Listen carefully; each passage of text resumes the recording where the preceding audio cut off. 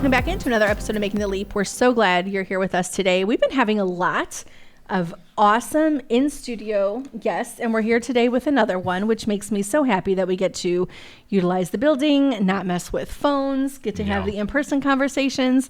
And so today we are going to be talking with somebody that I had the pleasure of meeting several months ago. We had a guest on a while back named Maddie Salmon. Yep. And she was a former student at the school where our daughter attends. And we had her on primarily to talk about, number one, coming from a Christian school, but also because she was involved with a ministry called Raise Up, Rise Up, which was designed to, I always kind of botch the exact, model of the ministry, but basically just kind of come alongside young women, raise them up, and also come alongside women in their 20s, their 30s, their 40s, and beyond, and just kind of create this network of females just experiencing God, talking about faith.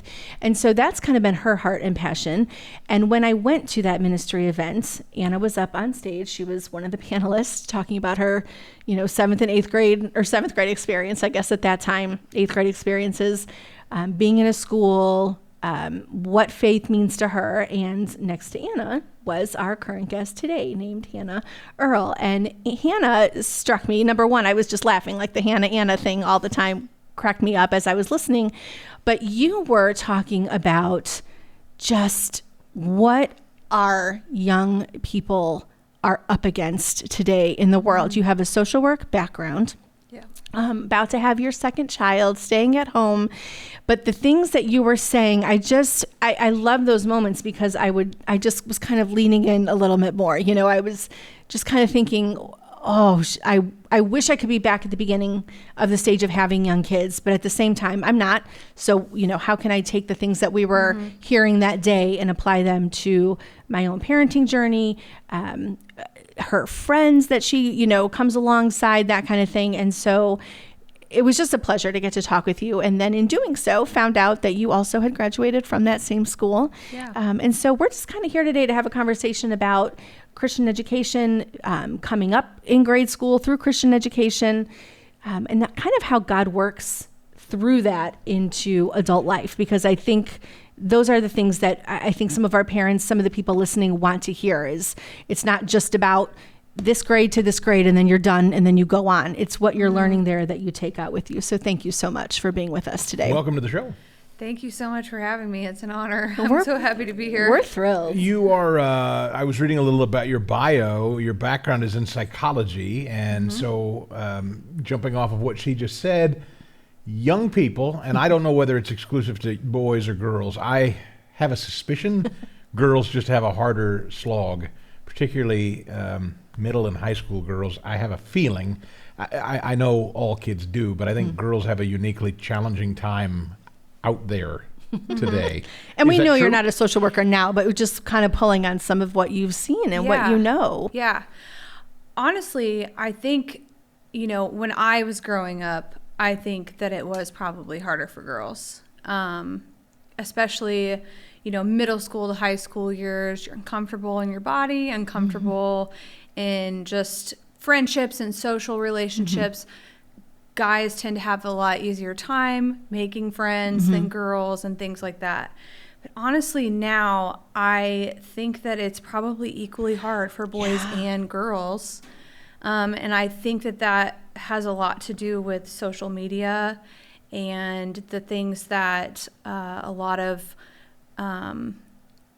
public school and just some of the indoctrination and things like that. I think that it's making it just as hard for boys and girls.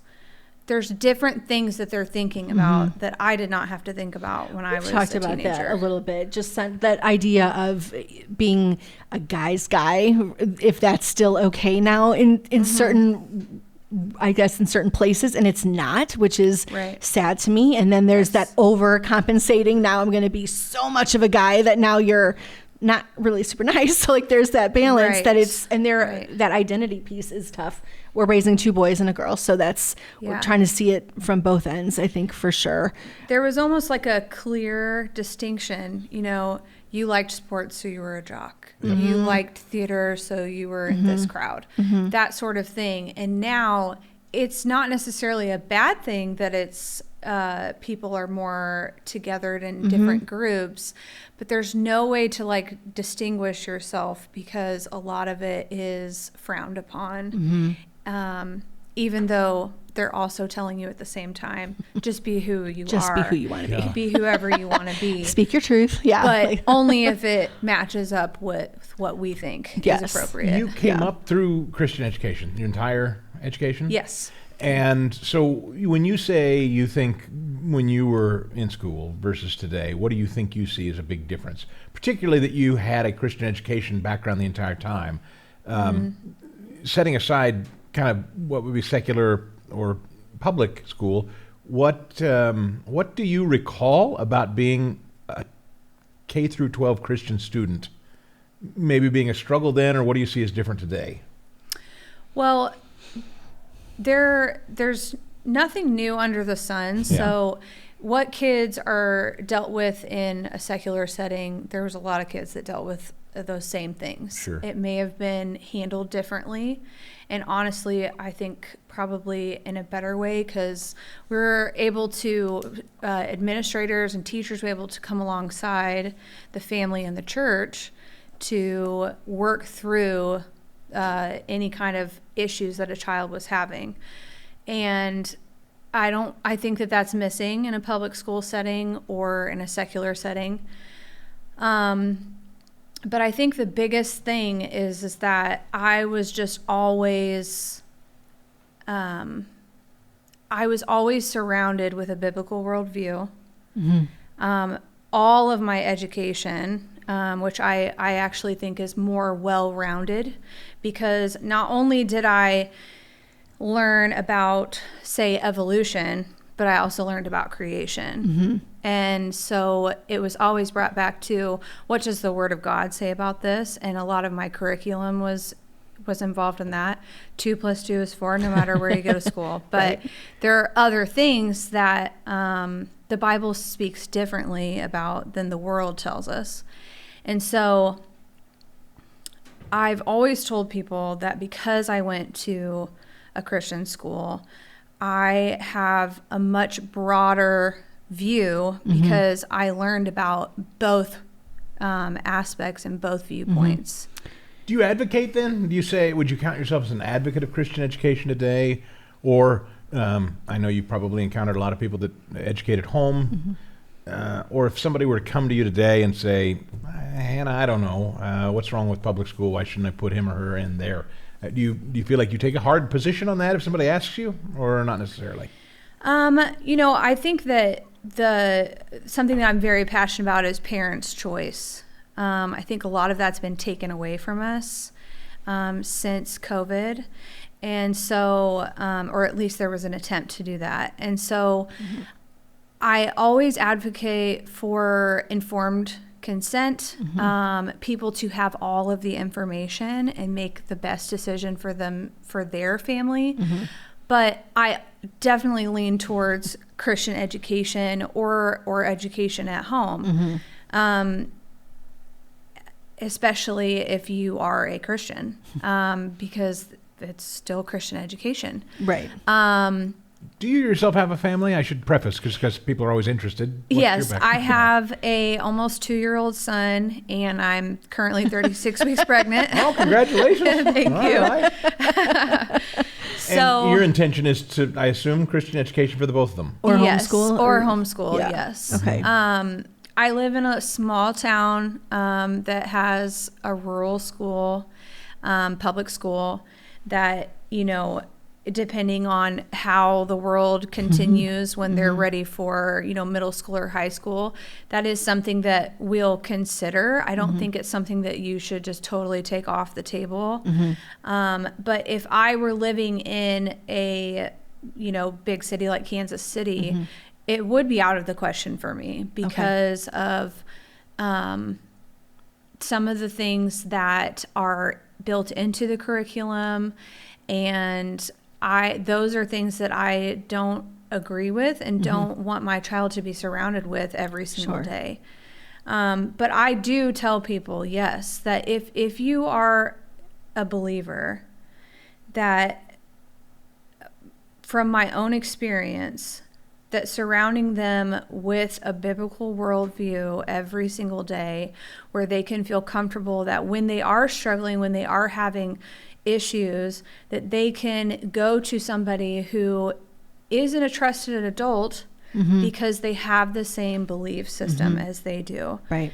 I think that it would be and could be rather lonely to try to go to a trusted adult and they're telling you the exact opposite of everything you've ever known or believed in, or what your parents know and believe in. Right. So that you live in a small community, this is something we hear a lot in the, if you want to say, controversy of school choice. Rural representatives in particular in our state's capitals all over the country, they're nervous because they say a rural small community like yours, you probably know a lot of the people who teach in that building. They're good people. We've got a great school here. We don't want to hurt it, is often the thing. Yeah. What would you say to that? I would just go back to, you have to do what's best for your family. And you have to do what God is calling you to do, because we don't answer to the government. We don't answer to our small town or our community. One day I'm going to go before the Lord and give an account as to what I did to help my children come to know him. And how I discipled them. And so I think it's really important to always seek the Lord. What does he want me to do? And then do what's best, the right thing for your family. So shifting gears just a little bit, because I think sometimes we have people that are hesitant. We are, the school that our daughter is in now, I think probably looks a little bit different from when you were there. Probably so. So I'm curious on your school experience, because I like to have people just hear what it was like. I assume you had a pretty small class that you were part of. How many were in your class? There were 13 people that graduated. With you. Wow. Okay. Yeah. And I know the first class that graduated was like 3 or 4 people. It was small, three right? people. Yes. And so it's changed, and now I think we're up to like 30-ish, right? Like where we're at now. Yes. Which is still, in a lot of people's eyes, incredibly tiny and Very incredibly small. So graduating with that amount of kids and having those same people around you probably for multiple year after year, can you talk a little bit about what it was like for you being in school? Like, not even so much the Christian piece of it, but just being in a smaller school setting. What was that like? What did you enjoy about that? What did you take from it? Yeah, I think for me it was very homey. Okay. I always knew what to expect. I always knew, if I was having an issue, I knew who I could go to because I had intimate relationships with my teachers, the principal, even the other parents. Northland's very big on parent volunteering. And so those things, obviously there was, I think, only 25 students in the whole school when I was there the first year. The whole school. The Whole school. So more students now are in a graduating class than the whole school. Yeah. When I was there. Were you aware of that then? Were you aware of how much smaller that school was than public schools in the metropolitan area that have hundreds and hundreds graduating in a class? Oh, yes. You were aware of that? Yes, absolutely. Did you feel, because this was before this became a thing that most people are discussing. Right. You were at a time when this was still kind of considered rare or an outlier. Yeah, it was different. My parents, that's something that they decided, way back when, that Christian education was important to them. And I didn't really know any different because I had always gone to Christian school, but I had lots of friends that went to public school, and it was strange to them. And what you were doing was Yes. Yes. I'm See, sure. we don't pry too much, but our daughter has obviously friends outside of that setting, and we have heard her say, and I'd be curious to know about you, did you use those conversations and interactions as, I don't know, ministry opportunities? Mission fields type. Or did you, or not, or how did that? Yeah, I think at in your teenage years, that's always uncomfortable. Oh, yeah. And so I think I mostly used it as my life is different than yours. And it was obvious to them, especially friends that I had who were not Christians or didn't grow up in a Christian household. And so it was more about the way I lived, the way my family lived. I had a very nurturing mother who I always have joked and said that my friends came over to see her and not me. And so she ministered to a lot of my friends. And so that became like the norm for what people expected of me and my family. Okay. Did you ever get a hard time? Was there ever your friends that were not Christian or not in Christian school? Did you get a hard time with that? Oh yeah, of course.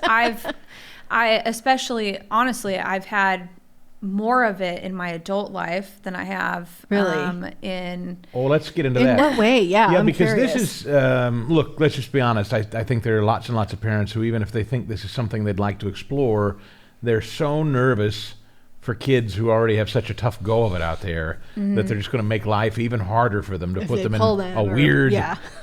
Christian or homeschool setting, right? or something, right? Yeah, Right. number one, I think homeschool from when I was in school is totally different than what it was now. Even I thought that some of the homeschool kids were a little strange. But I think that it's so popular now that it's not that weird for It's really not, kids yeah. to say I'm homeschooled, Yeah. whereas back then that it was weird. But more so in my adult life, I went to I graduated from Northland in 2009, and then I went to Park University for about 3 years. Okay. And that was a struggle for me. How come? I felt very alone there. Suddenly, I wasn't surrounded by trusted people. And I still lived at home, and so that made it easier. But there were so many people living a completely different life than me that it was really difficult for me to get connected to the school. And then additionally, my professors, often spoke poorly about Christians. Wow. And even in the social work program. And so I actually left there and went to Evangel University and graduated from there. It's in Springfield, Missouri. And that is a Christian college. Was that because of that? Is that why? Yeah, I was getting ready to apply for the social work program at Park, and you have to write a paper about how you feel you can live out their mission statement for the social work department. And there were several things in there that I didn't agree with and couldn't feel like I could do that. Yeah. And so I kept putting off writing that paper, and I didn't really know why at the time, but then that was kind of like an aha moment of like, wow, I don't agree with this. And so I went in search of a school where I could come into agreement with the program. I think that's there. important to know, because as you were saying that, I was like, we have a son who's 18. He's starting in local community college. And, he's his own person. He's doing his own thing. But we've even had conversations just kind of saying like, you might have to put your head down a little bit and just to sort of get by and that kind of thing. And I wonder sometimes if it is a disservice, but I wonder how much of a disservice sometimes it is to say, like, sometimes you just have to get along in some situations. But you were about to spend a lot of money to do something that you didn't agree with, that was against what you believed. And I think sometimes it's really important that we encourage our kids to recognize, like, this is just not okay with me, I'd add, no disrespect to you or any of us, because I know we're all doing our best, but here you've gone through your entire K through 12 existence as a Christian student, and then you're thrown into a secular university setting. It's not your fault that these people don't espouse your worldview. Right. But is it more incumbent upon us to think more deeply about the next step after high school? Is that it? I say that for all of us, not just Right. you. I don't No, mean to not make a it personal. criticism. Or, Sure, yeah. Like, would you have done it differently now? knowing what you I know? would do it differently now that I look back. I think that it was just this was the closest college. right, And that's it's where we convenient. went. Yeah. You know, Fun it was- setting, like it's a neat town, like there's Right. all kinds of benefits. Yeah. It's a lot cheaper than going to a 4-year college. You know, those types of things. And so, there's nothing wrong with that. There's nothing wrong with going to community college. I think it depends on the person too, because my personality is to strive against things that I don't agree with. Okay. And so it was really difficult for me to go in there every day, and they didn't know I was a Christian per se, my professors. Okay. But they, graded my papers differently because I disagreed with some of the things even that they were teaching. Right. And That's a those- hard place to be in when you're Yes. paying that money for those classes. And Could I play devil's advocate for a second Sure. and just ask you then, would you, if somebody said, well, see, this is exactly what's wrong with Christian education. It shelters people like Hannah, and then she goes out into the real world and she doesn't know how to handle herself. like you've been in a bubble, but now you're not. And what do you Yeah. do? You And know, Sure. understand. I'm just, right. No, I totally agree. I think that's a really good point. I was uncomfortable, but that doesn't mean that I wasn't prepared. Okay. good. That's strong. That's- That's I- important. So you didn't feel like you were drowning in the No, secular world. no. You just felt like you didn't have a home where you were. I didn't feel like I had a home. I didn't feel comfortable, and I was, as a young person, looking for that college experience Sure. where you have lifelong Yeah. friends and those sorts of things, and I wasn't getting that there. And then you put on top of that the educational piece of it, that really I was experiencing a minor form of persecution. Yes. And it was uncomfortable. And so when I made the choice to go to Evangel, it wasn't necessarily because I couldn't handle going to Park. It was a conviction that I felt like I could not say the things or be the things that they were expecting of me at Park or in a secular setting, because I am not those things. That's a really, really important point, and I think something important to consider for parents now too, when they are feeling convicted, as you said, that what they're seeing in front of them is not okay and it is making them uncomfortable, that you do as a parent have to decide how much is too much and what's my option. If Well, I'm not going to sit here, what am I going to do? And also, what's the parents' responsibility? I just out of curiosity, I don't know if your parents said anything about, should you think twice about Park? Did you consult with them? Would you have wanted more of their counsel? Because I suppose there are probably parents listening who are thinking about their own kids going on, that either home educate or send them to Christian school, and they want to avoid what you're talking about. Right. What would you say those parents do or should do? My parents, I think, were looking at the price tag. Park is a lot cheaper than going to a 4-year Christian school. And so they were a little bit hesitant to me making that switch to begin with. But at the same time, they supported me in that when I really explained, what the issues were. I would encourage parents to, again, seek the Lord about what's the best thing for their children. But obviously this is kind of a child's choice. But my parents also brought up the fact when I was going through this is that it's your choice to an extent, but we're paying for it. And so we're going to have a say in this, And so I think that just because a child turns 18 doesn't mean that parenting's done. Right. And so I think that there's, it becomes more guiding at that age rather than because I said so, but Right, because that has other ramifications too, to Right. just continue to Yeah, do that. Yeah, you have to absolutely. guide more. Yeah. So I think that, there's definitely a guiding and encouraging your child to kind of take on a little bit of the role that you as a parent has done for a little while on themselves. What do you believe? What do you think is best for you?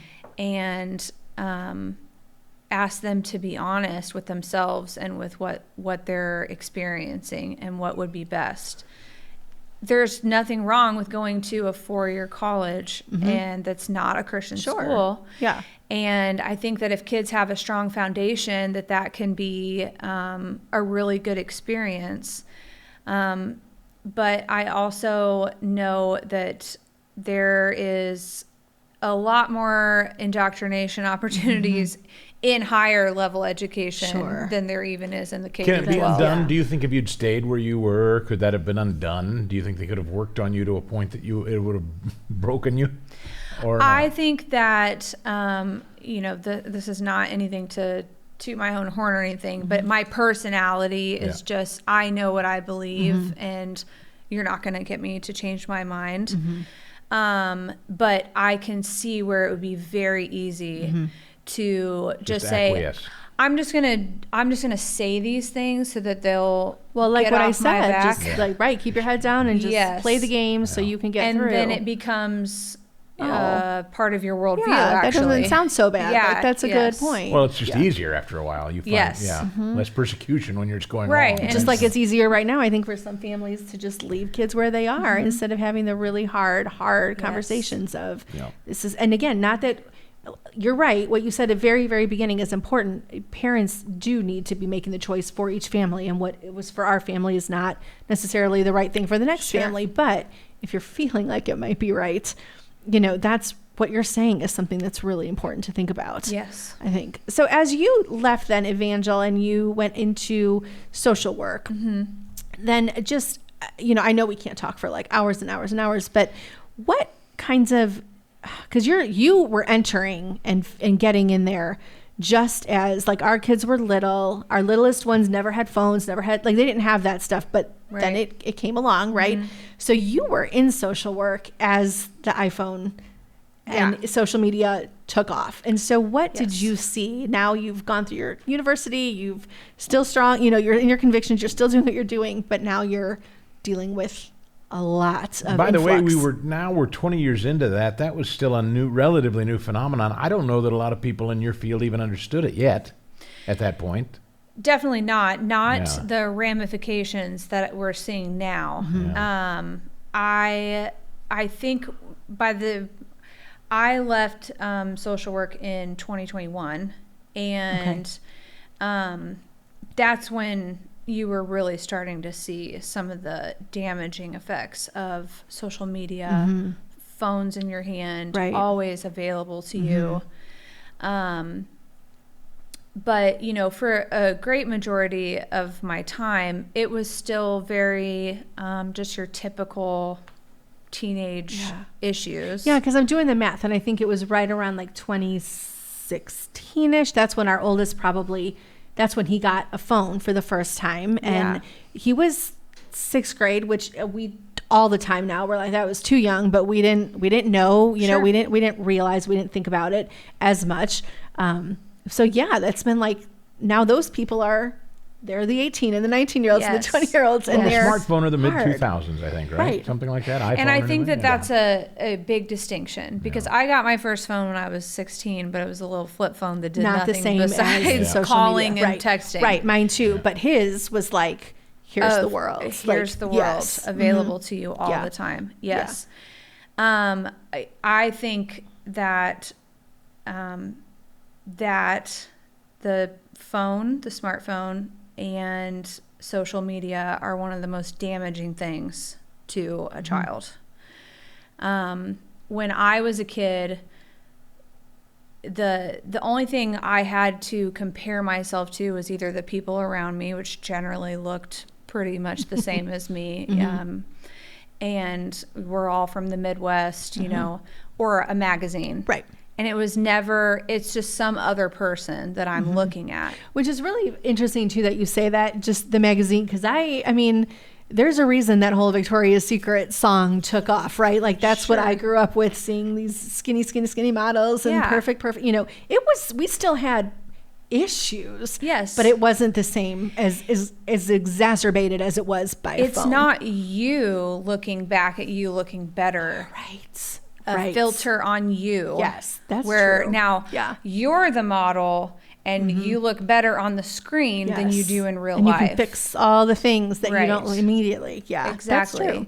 And so it's like the magazine, but to a whole nother level, where especially for a girl, that is it's impossible to live up to.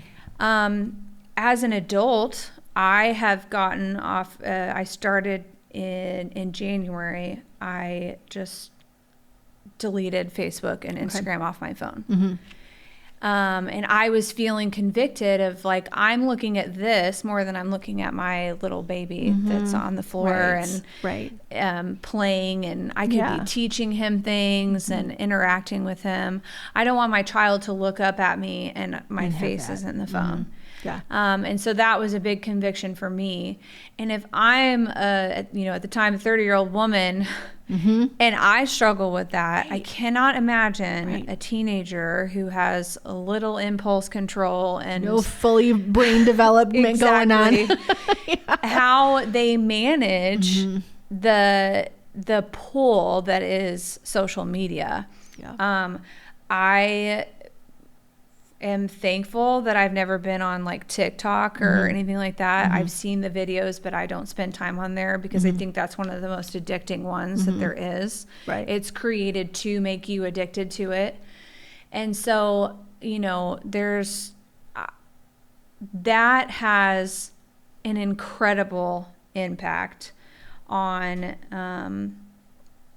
teenagers and how they view themselves and how they see other people and how they can interact with other people. Social anxiety is through the roof.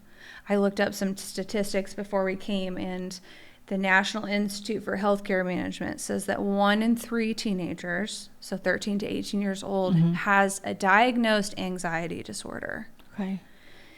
And 1 in 3. One in 3.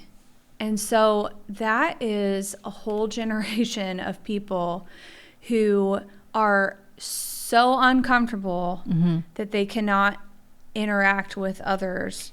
And I believe that that's because they're constantly stuck in this perfect world of social media.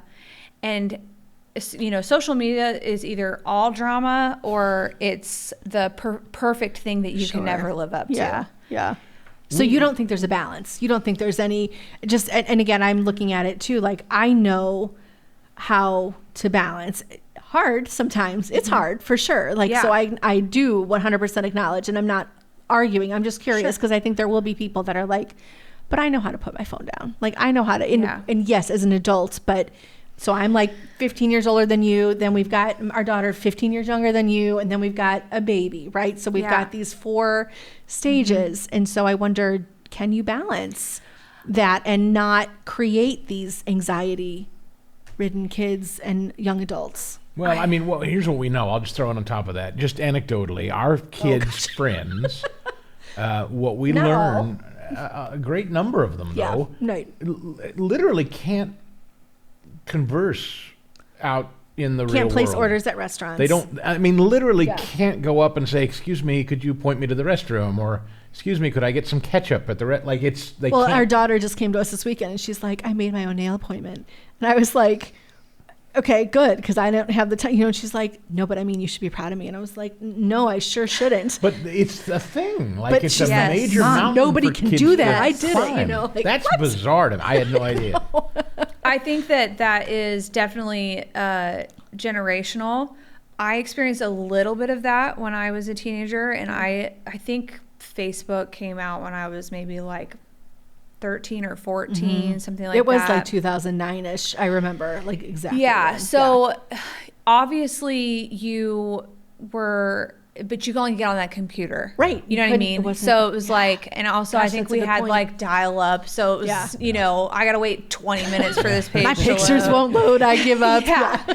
So it wasn't even like a pool because there was not very much there. Wasn't convenient. I thought it was wasn't dumb. convenient. I thought it was dumb when and then 2 years later, I'm like, Yeah, and you know. might go, 4 months without Forever ever without, even like, looking at it or yeah. touching it. Yeah. And now it's every day, every minute Hours of the day. upon hours, yeah. And so I experienced that, a little bit of that uncomfortableness with like talking to people. Okay. And I would assume that that's also from social media, because it was all I have to do is talk to them through a screen. Right. Instead, It's safer I can and it's send them a easier. text message. I don't have to call them.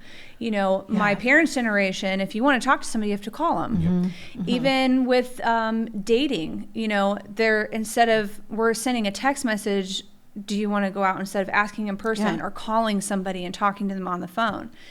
That was even prevalent in my generation. And so now, how could they have those skills? And so I believe that adults can probably have the ability to have a balance. There's nothing wrong with wanting to be on social media. I've learned a lot of things from social media, done a lot of research through social media, but I don't think that underdeveloped brains can have the ability to have the balance. Here's my hope. My hope is she and I represent a generation, we're Gen Xers, who we're in about a 20-year window where we kind of screwed up. I'm hoping that our kids see it and go, oh, we can't do that to ours. Maybe you're a little older than our kids. Sure. But maybe you're already saying to yourself, oh, I'm not going to do that to mine. Maybe we're a 20-year experiment that won't repeat itself is my hope. Every generation wants to leave the next better off than you had it. And so, there's always going to be things that you wish you can go back and do differently. But yes, I believe that conversations like this are the reason why there can be a turnaround. Yeah. And if there's somebody listening today who is thinking about getting their 7-year-old a phone, Don't do it. Don't do it. But I think that's important because, again, it's not a condescending thing. You're younger. We're here. There's people upstairs that are, 15 years older, and we can all agree on that. And I think that speaks volumes that we have this range of, 30 to 40 years of age saying, please don't do this. But even our kids have said, I'm not giving my kid a phone when they're little. Like, they missed out on things. The problem is there's just no coming back. I mean, there's just once you go there, you're done. There is no putting the toothpaste back in the tube. 7 is hard. It's a 7, 6, 5 when they're little, and that's. I mean, and I'm trying to remember. Like, we did stick we had the little tablet things, and they were games, but there was nothing with like a few extra clicks, and then you had, like we said, the whole world. Like, it was a game, still not great in retrospect. Sure. Neither were the Baby Einstein videos that I thought were awesome that I also utilized, but I heard the most the most convicting comment from a preacher. I was watching a sermon, and he said something to the effect of, "What if we treated our Bibles like our phones?" Oh my gosh. And it was sort of, it hit me. You would never spend, it's sitting right here in front of me right now. No, but that's such a good. If we treated our Bibles like we do this thing, I don't go anywhere with that. I know where this is at all times. Yes. And so do our kids. Yeah. Right. I think that it's, I think that so many of the issues that kids are facing now, young kids to teenagers, are because of social media. I think that, teenagers are not going to go on the computer and get on their social media. They're just not going to do that. It's the phone. Yes. It's having the access to it all the time. And there's lots of movements that are, there's one that's called Wait Till 8th. Okay. Yeah, I've heard of We've this. talked about that, I think. Waiting till 8th grade, To give somebody a phone. to give your Yes. child a phone or even access to social media. Right. And for my family, I will say I will wait till they're 18. They can make their own choice at that point, whether they Wow, you're hardcore. You think no have phone. access. I think no access to social media. Okay. There are phones out there for teens. That don't have access. But you can call. And that you can yeah. call and text and Yeah. those sorts of things. Right. When I was 16, we got a phone for I think like Christmas, birthday, something like that. But all I could do on it was call and text. Right. Right. And so it wasn't an issue. I think my Yeah. parents' biggest concern is that I might have been driving while I was calling or something like that. Right. Well, we had some friends that taught us a little something, and we tried it kind of unsuccessfully, but we tried it for quite some time. But we did set us apart, though, I think, a little They bit. collected the phones at night. They took the phones, and they Yep. kept them in their bedrooms. Yep. Parents collected All them, the way kept them. through their kids graduating high school. Yes. And we did We liked that a lot. We did that a lot. A lot. Yeah. And then, honestly, COVID kind of changed a lot of stuff, and it was just a funky, just weird in general. However, I remember them very specifically saying, like, no, same way our parents did. Like, nobody called our house after 9 p.m. or 10 p.m., Yeah. right? Because there's no need. Nothing good is happening Right. after that. You don't need to be out then. You don't need to be on the phone. And that was their reason for taking that phone. And we did take phones. And I mean, our kids, My parents did that as well. you're right, like that's, that kind of thing. And I think logically they knew they slept better. Logically they Yes. knew nothing was Yes. really going to happen. But boy, if it just But- weren't an option, it would have been so much Oh, easier. yeah. If we just never introduced it. I mean, if I could hit We rewind. wouldn't have to yeah. fight, like, is it charged? Is it, well, like all the things, like we wouldn't have Yeah. had to do it had we just waited a little bit Yeah. on that kind of thing. So I But think that's the theme important. of Christian education broadly. is Wish I had done it It's a sooner, harder like, path, and yeah. all of it's harder. I mean, Yeah. to do this right, it's going to be more challenging, right? Yeah, absolutely. Making a commitment like that is it's uncomfortable because it's uncomfortable for the child because they'll be the weird one without the phone. And then it's uncomfortable for the parents because the child is going to continuously ask for it or Right. want it or wish for it. Yeah. And hopefully you can cultivate your family life and your children it eventually does not become a part of their life. Right. It's not a pull because there are other things to do in the world besides stare at your phone. And, I'd say that for thousands of years, people have been living without social media, have been entertaining themselves without those things. And, my hope is for my children is to be able to teach them how to entertain themselves, Yeah. how to be creative, how Right. to do those things without needing it fed to you all the time. Well, I want to have you back in like 10 to 12 years and follow up with you. If See we how can it success this. 14-year-old and Yeah. 12-year-old, and then we'll, Yeah. because it Yeah. is, Yeah. it's a thing. I mean, it's a deal, like making these decisions, whether it's where to pull your kid, get a phone, what you give them access to, how you talk to them, who they hang around with, they're relevant. But like you said, that statement that you wrote, like, there's places that we're all going to be uncomfortable, but we can also be there prepared a little bit as Yeah, well and be ready to absolutely. take on what's Absolutely. there. We really appreciate your time today. I'm course. so glad to hear from somebody that has kind of walked that path that we're excited to kind of see at least halfway for half the year or half Yeah, the school good luck time, on the right? new baby. I and know. It's awesome. Thank you. That's Thanks for exciting. spending time That's with us exciting. today. Yeah, absolutely. Thank you.